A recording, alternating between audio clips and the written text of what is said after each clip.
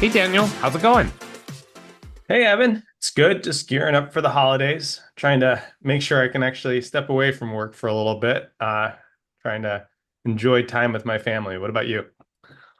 Same for the most part. I have vacation coming up, so actually when this episode drops, I'll be in the UK. So yeah, getting ready for go to cousin's wedding and then hit some Christmas markets. Excited to I think I've taken more vacation this year than I ever have in my career one year. So it's a little fun. But gearing up for the holidays as well. This is our second to last episode of the season. It's kind of exciting to say we're almost done with season three. Very much so. And yeah, you keep leaving the country. I met someone at HFMA on Friday who knew you, and they're like, "Oh, he was just in Greece." And I'm like, "But now he's going to Europe again." Oh So God, it's real bad when like HFMA in Pennsylvania and somebody knows me. Wow, okay. That's scary. they're a vendor. So Oh, that would explain it. Business partners probably all over the country.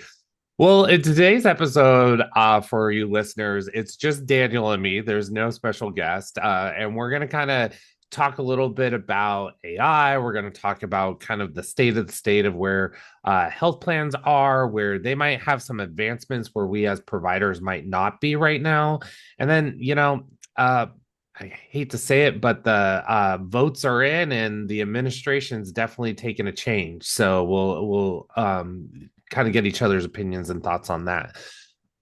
So today also will probably be a little bit shorter episode for you listeners. So don't worry too much. It's not intentional. It's just we are trying to do something different and get to listen to us. So where do you want to start, Daniel? well, no introductions today. At least I hope we don't have to introduce ourselves at this point. So I sent you an article from ProPublica. Maybe we could even throw that in the notes of the podcast at some point. Yeah. But I think one of the big topics in the industry today is the use of AI. We talk about it as a provider or just like working on the healthcare space, but it's also being used by insurances. And I think there's probably an element of denials just being done by AI. Was a human even touching it? I don't know. But medically necessary denials, I think, are the ones that frustrate everyone. I just mentioned I was in an HFMA event on Friday, and we had a trauma surgeon come up, and she was talking about how she went into the coding world as well. She was like CDI, and she's like, everything I do is medically necessary. Like, who is this insurance over here to tell me that me taking care of my patient isn't medically necessary? And talking about just the complications between the clinical side and revenue cycle and making sure documentation's up to stuff. But curious what your thoughts are on medically necessary or not medically necessary and what you're seeing from insurance groups that you're working with. Yeah, I think it's one of those, it's kind of a catch-all term, right? So like we definitely see from the Medicare standpoint or LCDs or NCDs and even our NCCI edits and really trying to say, okay, here's what's local determination, here's what's national coverage, what's the requirement. We even have seen historically where CMS implemented uh God, what was it called? It was care. Well, essentially, it was like for extended or advanced imaging that you had to have a certain score to be able to move forward. And we ended up going out and developing all this technology in healthcare to determine, did we do the least invasive medically necessary approach first before going directly to a CT scan? Did the X-ray or ultrasound pick it up before you're exposing the patient to radiation, essentially additional levels of radiation? So being able to like see that constant shift even at the federal level of like, okay, we're going to do this, nope, we're going to back it out, now we're going to do it, now we're going to back it out, I think has given the power back to the health plans for a major standpoint of being able to say, at least at that commercial level, they get to set their own policies and rules. And while they say they follow Medicare guidelines, they're not necessarily following national best practice for clinical guidelines and clinical care. They're just looking at it from a billing perspective. I would say, from a patient perspective, it's very frustrating to know, like, hey, this is what my doctor's recommending. They explained it to me. Yes, I'm on board. And now all of a sudden, my insurance isn't willing to cover it. And if I need to want to pursue, I end up having to pay for it myself. This Publica, article even goes down to like, it brings up a great point. I'm a high school wrestler. I have a back injury, and a physician recommending an MRI after doing x-rays and ultrasounds, and the MRI still being denied, even though chronic pain, substantial pain could be life-changing event for somebody so young, right? I mean, when we look at social health care out there, yeah, I mean, other countries definitely say at a certain age you stop you doing certain types of services for certain events, but and even we're noticing in our own country we're denying things right and left. I think the AI component is kind of crazy. What are you hearing from your clients, and like you're seeing, Daniel, from a denials perspective that might be AI driven? We're both, for our listeners, we're both still sitting in as interim managers and directors in the revenue integrity space. So kind of bundled audits and denials are probably at the forefront of our minds more recently than most. Yeah, I was gonna say, I think the client I'm working with maybe has a little bit of a unique scenario where just as like a, how do you want to call it? Geographically, we're a little blessed to maybe not be the target of medically necessary denials because there's not maybe a lot of other alternatives for patients as far as medical care. Um, but you do start to see certain more complex procedures I've been getting pulled into from like a documentation standpoint. Um, More like in the urology space where they are, I would think that it probably is an AI element that's either prompting for documentation requests or like sifting through the documentation that we send along and denying. And it's stuff that I hadn't seen before. It's very new to me as I'm getting plugged in and looking at it. What about you? Yeah, I think we're starting to see a lot more AI actually, especially in the larger healthcare sectrums. I mean, we briefly touched on this in one of our previous podcasts about denials, where during the pandemic, health systems were focused on providing care, and health plans had the opportunity to pivot and leverage technology and implement technology because they weren't processing as many claims, because everything was pretty much going through CMS and at that point in time. What I would say to that is, we are starting to see a lot of states now start to even pivot with state level regulations on insurance carriers or administrators within that state, of saying you can't use AI to deny from a bundling perspective. I know California is one of those states that in January has some new legislation coming out around that. The question will be, that's great, but who's enforcing it and who's auditing to see who's leveraging that technology and how's it being prevented? Um, I think we're getting a lot more denials faster than we have historically, which usually indicates that, machine readable files are being populated, more edits are being put into the cell. We're seeing an uptick in the industry too for needs additional information. So they're not denying it for a specific code or an authorization. They're straight out denying it, saying, send us clinical documentation to support this, and then coming around with a medical necessity denial on top of that. So I would say it's interesting to see. I can't say it's one payer though. I would say it's probably the big boys of the industry out there that you're definitely seeing it versus some of the smaller health plans, but definitely an uptick in that realm.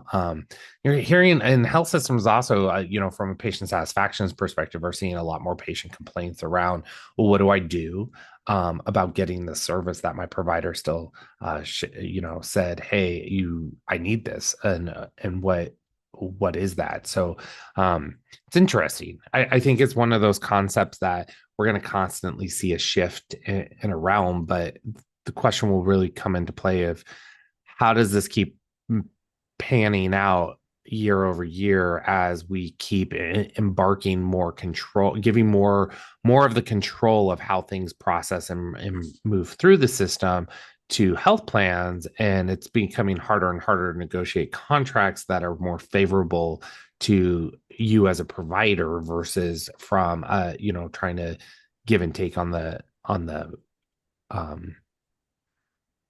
on the payment side versus the policy side of things. I think, as you're wanting more, you need more payment, you are giving up some of your privileges of being able to say no, you can't deny for these types of things. So Maybe if I can take that thought that you had about the highest level versus a lower level of care, and expand on that. When are you finding that? Are you finding that like in the denial that they're denying medically necessary? Like, how does that communication get back to the patient, get back to the provider that insurance won't cover it? Is that from like the prior auth process, or are you identifying that elsewhere?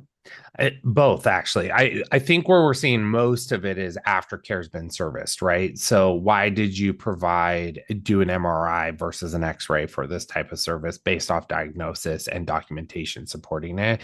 And I think that's the hard part, right? It's a clinical judgment call. And while health plans do employ physicians, and some of them being active, some of them being retired, they are writing it from their vantage point, their policies and their policy around medical policy around it, where some of those medical policies don't get retouched and refreshed based off of what is now industry best practice or clinical best practice out there. We're seeing them still be, 3 or 4, sometimes 12, 15 years difference in that.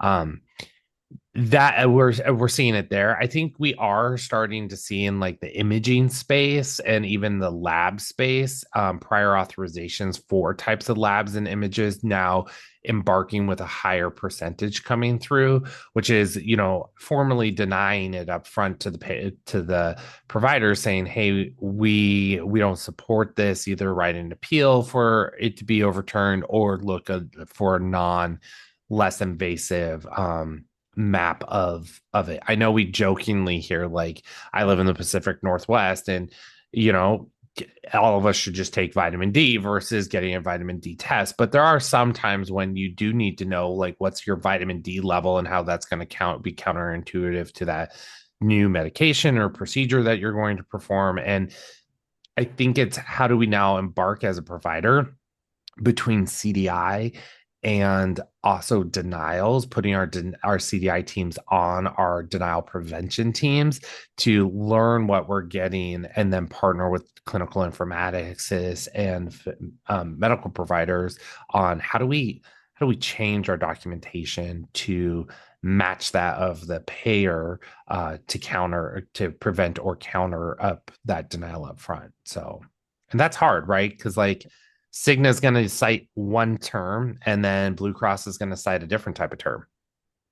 Yeah, I'm trying to think about this just like on the fly. Are you aware of any software that can do that, like for the provider as they're giving service, like time of like, hey, your patient has this insurance, and maybe don't do this because it's gonna be denied.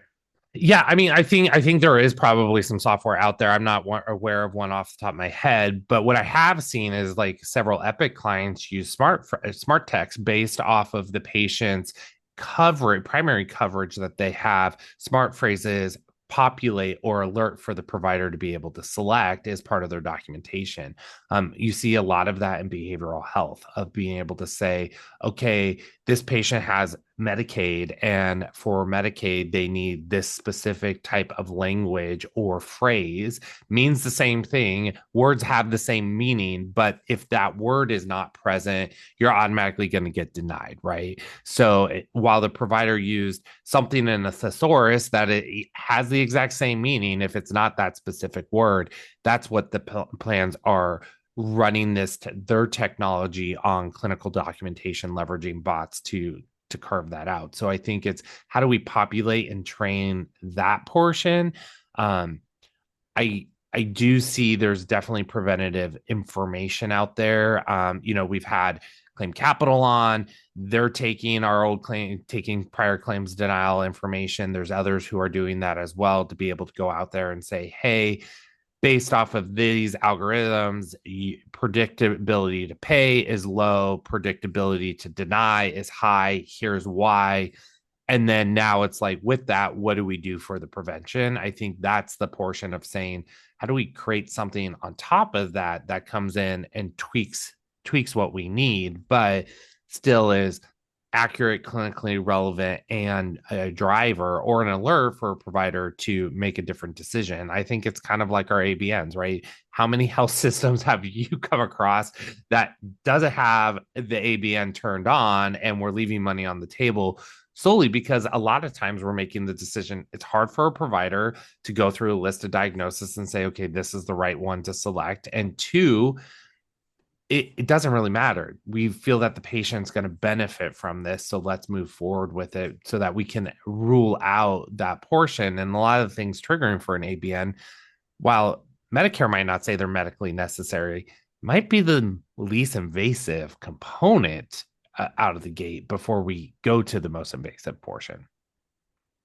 Yeah, I mean, I want my doctors focused on keeping up to date with what the medical best practices are and guidelines. I don't necessarily want them spending their time also learning all the billing best practices and guidelines. And it's a tough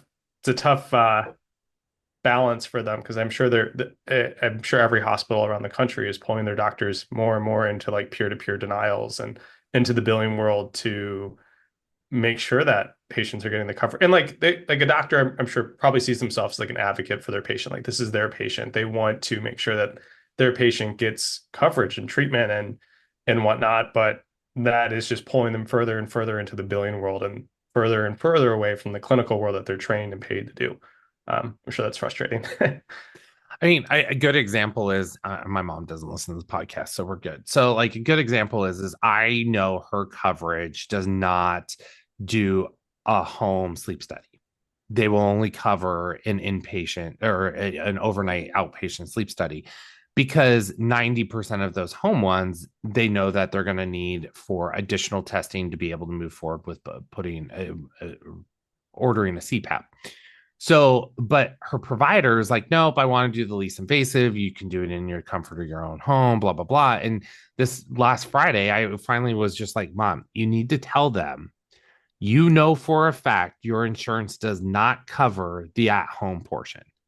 And you're going to be out of the pocket for this. And yes, it's prior off for you to have a sleep study, but it's not prior off per your authorization for it to be an at home. So you need to advocate for yourself and say, I'm only going to move forward with this if it's an outpatient study. Now that's becoming harder and harder because more and more sleep clinics aren't available because the at-home tests are becoming more and more accurate. But her health plan hasn't converted to that, and her primary will cover it, but it's her secondary that will give her a full denial, and that's the part that's covering the majority of this actual study. Her primary is won't, just given the nature of what type of coverage it is. So but how many patients know that? They don't, right? Like, I mean, she just lucks out that I actually watch these denials on a daily basis come in. So it's just kind of that avenue, even of like the providers just trying to provide what they feel is the best in the industry, and then patients just stuck in the middle because they're just trying to take the recommendation from their provider and know what it is versus what their insurance is. Even us, I mean, it's hard for us. I mean, I don't know how many times you, Daniel, run into nobody's available.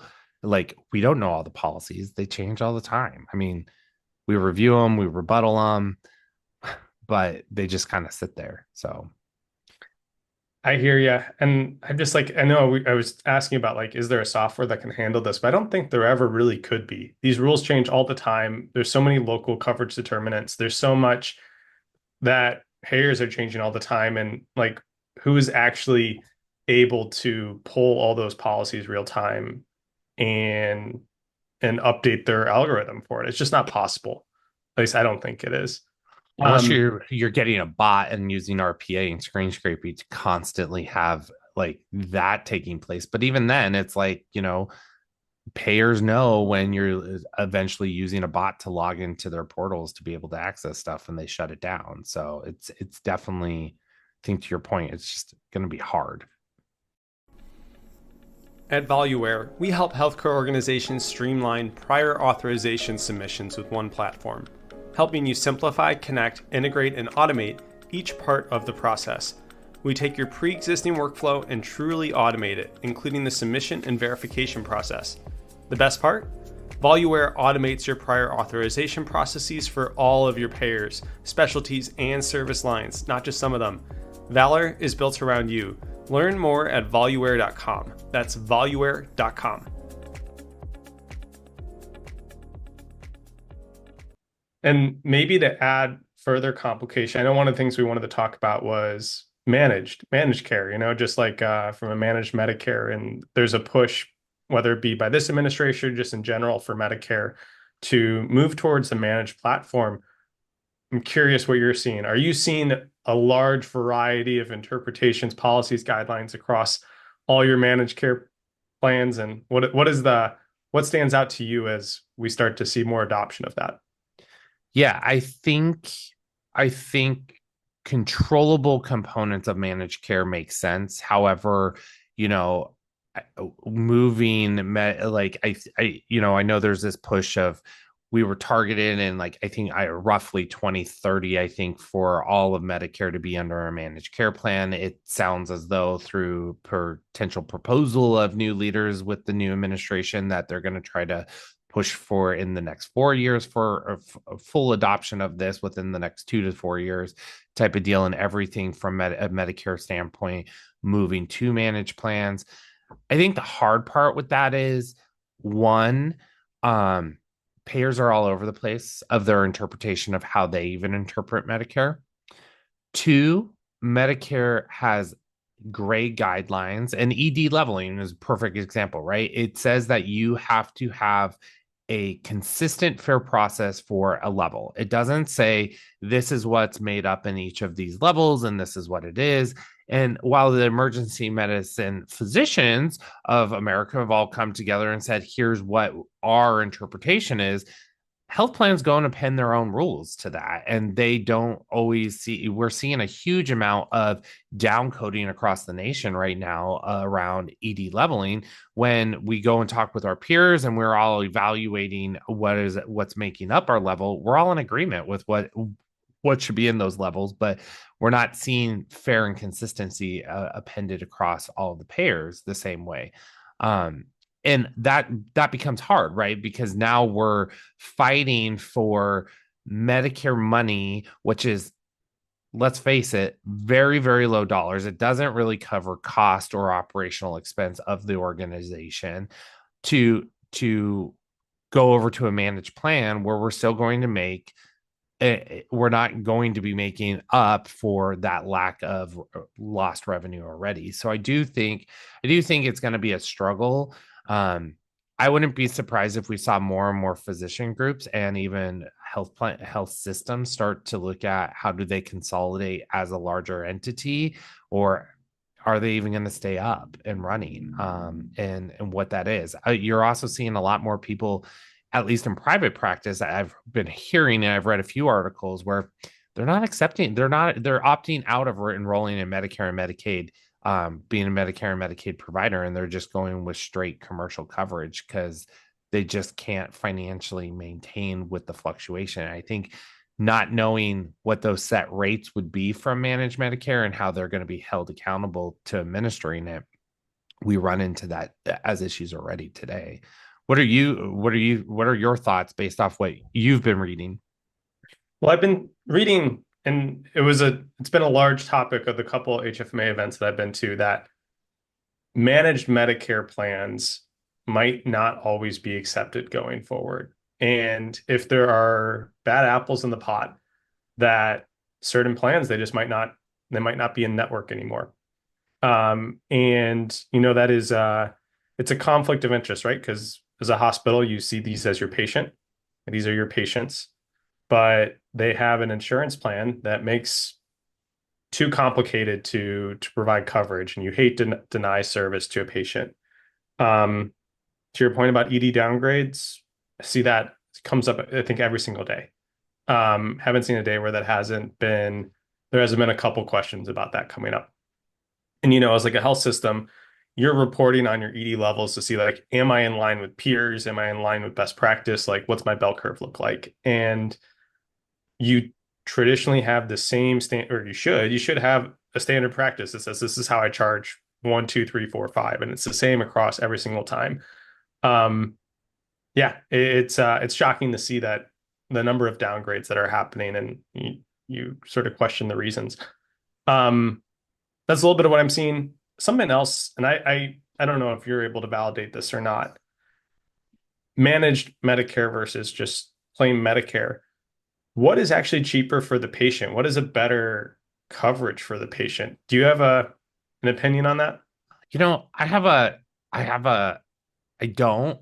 My parents have always had traditional Medicare with TRICARE for Life as a supplement as their secondary, being that they're both retired military. So I've not had, you know, from that like a direct consumer perspective, the C of that as much. Um, it's interesting, you know. I have friends, parents who have Medicare with a supplemental, but they're teachers, so they have these great pensions through their supplemental plans, so where they end up not having to pay a ton in. I do know one thing with that most people don't actually step back and look at it from even a Medicare perspective of, you know, a lot of people on Medicare enroll in Medicare when they first come eligible and they're still working full time. And there's an element of if you go back after you're fully retired or even partially retired and your income is now set at a new income level, you can actually submit documents and information to Medicare to have your cost of Medicare come back down. And most patients don't know, most of us in the out there, right, as consumers don't even know that that's available to us. So we end up paying these larger premium rates that it was when we were still working. So I do think that's something that I think is a little off there too, because even when you get a supplemental plan, I mean, you're still paying a premium component. So I think really you have to, and a lot of people will sign up for a supplemental because they are still working or they are looking at it from a vantage of, oh, Medicare straight rates are really high versus this. And I think if they were to go back and say, okay, what is it in this regard, they might actually find something a little more traditional. Everybody pretty much has a supplemental though because of needing it for the medication component. So Yeah, my dad asked me the question. He turned 65 this year, and I was like, I don't know. I don't know the answer to that. Like I can see like I don't know. I want to say it's like 60% adoption of Advantage plans or whatever it is, but maybe it's different depending on your geological location and what plans are offering. But there isn't like a straight guide that says like this versus this. At least I haven't seen it. It seems like it's purposely complex to put the onus on the patient to figure it out, and they probably end up making the wrong decision or a more costly one. yeah, it's just like open enrollment, right? I know our open enrollment periods here, and I literally was like, I just can't this year. I'm just going to sign up for the exact same thing I already have. I know I'm going to pay the higher premium, and I know everybody's still covered in network. That was all I cared about versus going through like usually strategically, I line up all of our options and I'm like, okay, this one, yeah, but I have a kid, so it's gonna be this is better out. Nah, this year I was just like, forget it, and set it and forget it. Like I just couldn't have been bothered. So, but I do think it becomes on us as the onus still like today, and I think you know telling your dad that like, hey, go out and shop. Get all the information, line it all up in a spreadsheet. Hate to say that, but that's the best way, and then determine from there what makes the most financial sense for them as an individual, so and as a family, because there's you know a total impact to everybody. So I can also say, I mean, I know inflation has been a hot topic in the world at large for the last couple of years. Our insurance premiums are not going up by whatever, what is it, like 3%? It's a little bit more than that. Um, and so, and that, I mean, that's per month. I mean, it adds up, or no, it's twice a month, right? You know, yeah, biweekly insurance yeah, premiums that come out. going from like 120 to 200 now, twice a month. Okay. Yeah, I mean, yeah, it's a lot more than 3%. I think Yeah. people are going to feel that and maybe end up choosing more high deductible plans. And then you end up getting more patient complaints because they're having to pay out of pocket more for their services and being like, what the heck is this? is this really high charge that's on my bill, and why am I paying for this? Are you Um, seeing your clients with that reassessing their or hearing of just coming off of HFMA this last week? Are you was there any chatter about relooking at financial assistance policies so that they are more favorable to the patients, or they're including a higher population of the patients now? I haven't heard that. I do think that that is probably something that I should try to figure out if that's going on. So I mean, like, as revenue integrity, if there's a patient complaint about a charge, you get pulled in, you get asked to confirm, like, Right. is this accurate? Is the price accurate? Like, why are they being billed for waste on a medication? Like, I mean, you get like questions that all sorts of things about charges. Yeah. I don't get plugged as much into the financial assistance, but I can imagine that there is a more, I mean, hospitals are like, let's face it, we're a little bit of a, we need to keep a good image, make sure that patients are happy, but also they don't take their business elsewhere. And so if there's complaints online and patients have all different ways, whether it be social media or like chatter with their friends or whatnot, if they don't understand a charge or their bill, which I imagine most don't because it's complicated, Yeah. they're going to complain. And I think that probably end up seeing more high deductible patients that are going to be the ones complaining because they take more interest in what they're getting billed for.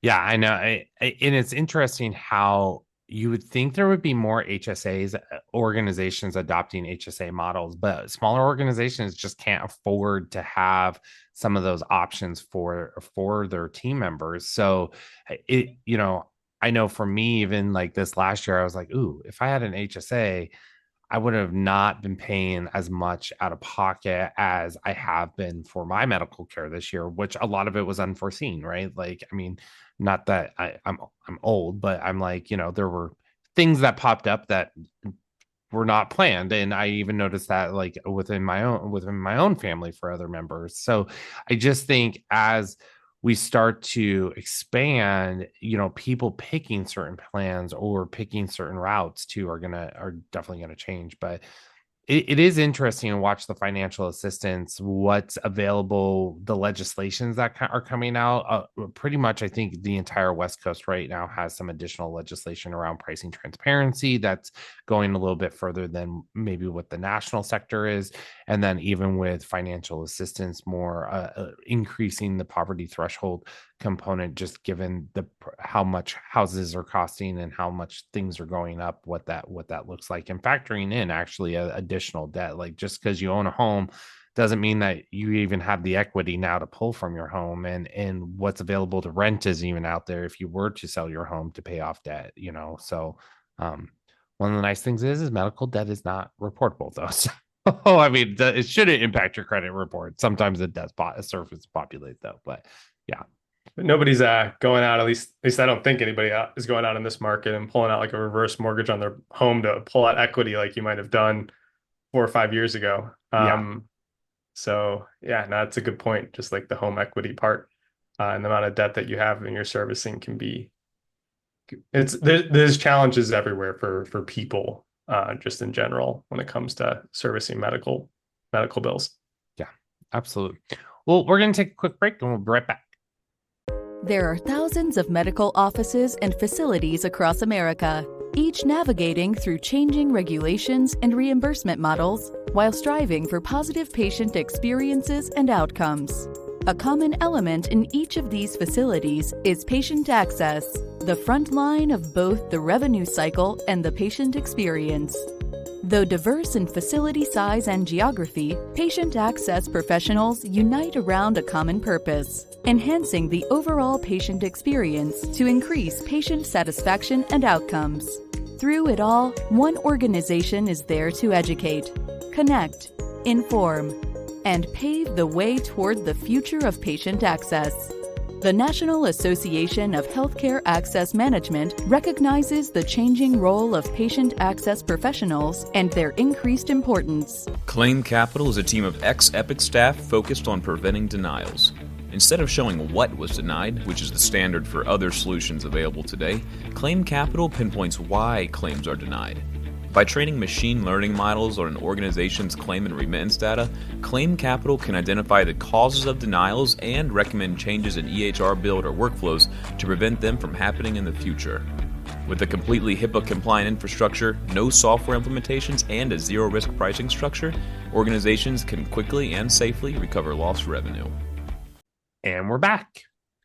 All right, so we're going to pivot here in our next section and talk about something that we've talked about a lot on the podcast, with cybersecurity and just the role of vendors in healthcare space. And Evan, I want to pose to you the question of, like, if you're out there looking for vendors to meet a need, is your preference to go look at your EMR, or do you want to see like what's out there?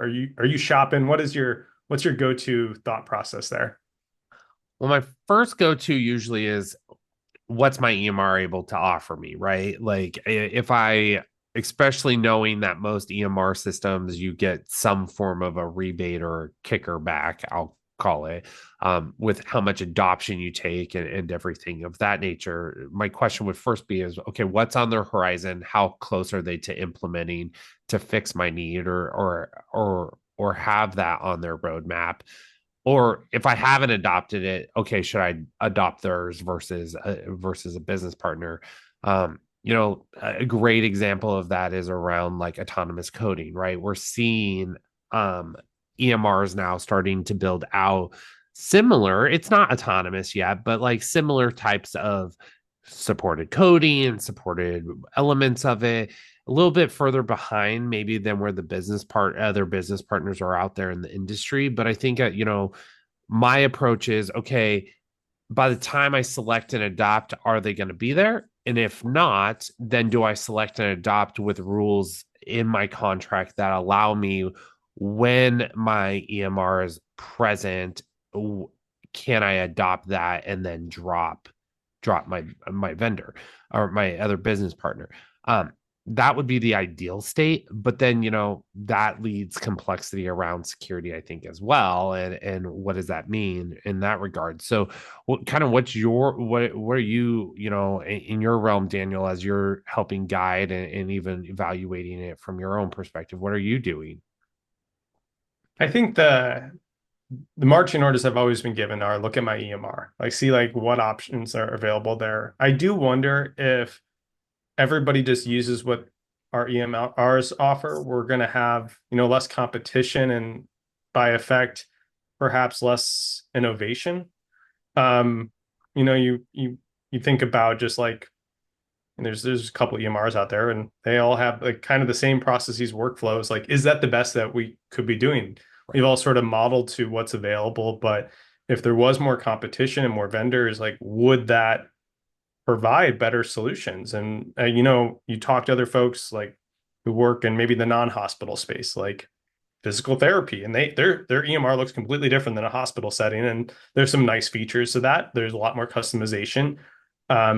Sometimes it feels a little wrong that you have to be so rigid in like the rules and forms and what can be built into your EMR, just because that's the only one that's available, and it's too expensive and daunting to try to switch. Yeah. What are your thoughts on having more than one business partner doing the same types of service in the space? I mean, I know we've heard from other guests, there's pros and cons, but now that you've been we've heard that and we've now seen it, and we continue to see more cyber events or security risk events. Sometimes it's not even a full cyber event, but we are noticing business partners going down even just as they are potential event occurred, like, okay, we're going to take it down so that we can do an evaluation and bring it back up quickly. But that impacts us as a provider standpoint, and impacts their other business partners who might also be leveraging their technology. But kind of what is as you're like, you would go to evaluate somebody, are you looking for one in the space if the EMR is not? Are you looking for somebody to have some healthy competition or ability to pivot? I haven't really thought about that too much. I would say selfishly, I would only want one, just because the number of I have to have meetings with all these vendors. Whenever I have that many vendors, and I am one person, I don't have time to meet with two solutions for every single solution that I have out there. It's just way too much. I'm not even sure if I have the time. Just like staffing's lean. Like, I don't have the time to also evaluate or compare vendor like performance against each other. Like, yeah, it'd be nice that in a world where one went down, um, I now have another one that I could pivot to and run with, but I'm having to do security assessments for both. I'm having weekly, monthly, whatever type of meeting it is. I'm comparing metrics. I'm if there's new functionality, I'm evaluating it for both. I'm having double the IT lift. It's almost unmanageable to do that, or at least to conceptualize it. What about you? Yeah, I would say it totally depends on the space. If I am looking for a new extended business office partner, whether it be for insurance collections or self-pay collections, I'm going to go with two. I want them to compete against each other with the transparency that they're going to be in business meetings together. I integrate them into my team together. I expect them to have dashboards that I can go personally just look at and grab, configure my EMR reporting so I can see how one's performing out versus outperforming. I think it's about the lift of it. I do think, you know, now that I've been now that from a interim leader perspective, I've sat through several cyber events with different clients. Um, them having the additional vendor has allowed us to pivot quickly to do so we're not as impacted. Like the Change Healthcare component, they had a secondary clearinghouse for just like their Medicare accounts. We were able to move all business to that secondary within 2 to 5 business days versus having to wait a month for the system to come back up and go through all of the approved IS security components, because we already were live with the other one. So I see the pros and the cons to both. Having one full service business program as a business partner is great. It also, I think, reduces the amount of risk that you have from multiple entry points of cyber attacks or cyber events. But I also see it as, well, if your one partner has something, how are you going to get through contracting and all of that quickly and do your due diligence and fast enough to be able to come out from underneath of it? So I'm going to do a shameless plug because it'll be almost a month right before but Western region, we actually have some really great.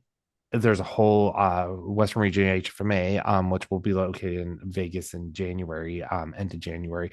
There's a whole hour panel with healthcare systems and business partners who've had cyber attacks and how they've learned from it, recovered it, and how they're re-strategizing and incorporating cybersecurity in their platform. So I don't normally do a plug on a conference just because these are long-term living out in the world, right? But I do think this is a topic that I think is nonstop going to grow. And I think even to our previous conversation around Medicare moving to having managed plans, we also have seen major health payers have cyber attacks and in that regard. So Yeah, who would have thought that Change would have a cyber issue and that you would have to be planning for that? Like, that was probably on nobody's radar or roadmap. At least I'm not aware of anybody who was like, yeah, I was totally prepared for this. Like, yeah. it would be cool to hear about that if somebody was, but I don't think that was the status quo. No, I think everybody was a little taken back in the fact that, even talking with people from the Optum and the United side, there's firewalls splitting their work and all of this stuff and that they talk about.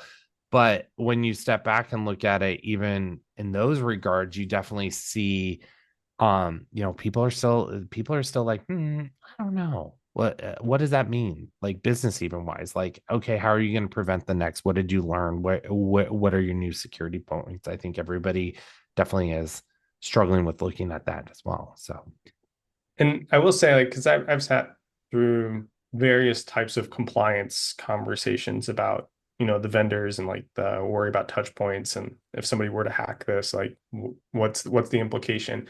And it seems like the thought process or mindset is really just like on PHI right now, and it's not necessarily thinking about like function of the hospital, like if this was something that we couldn't use tomorrow.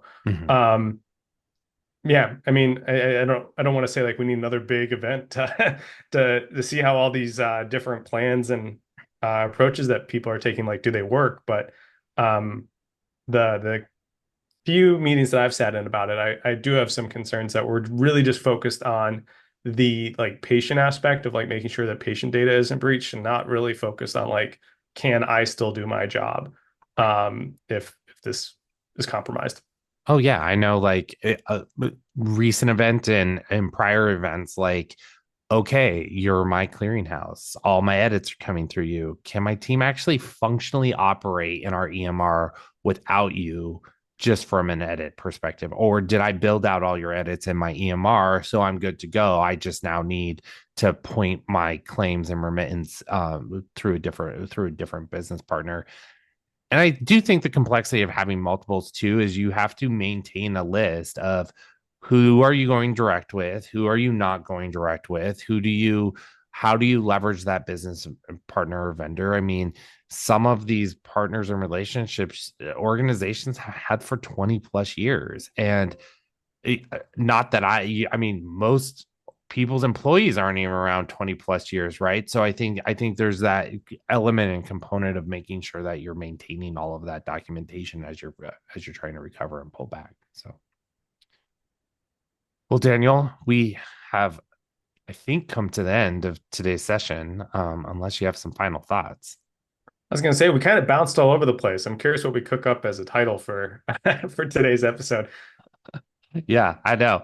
Well, everybody, it's been a pleasure. This is our second to last episode of the season.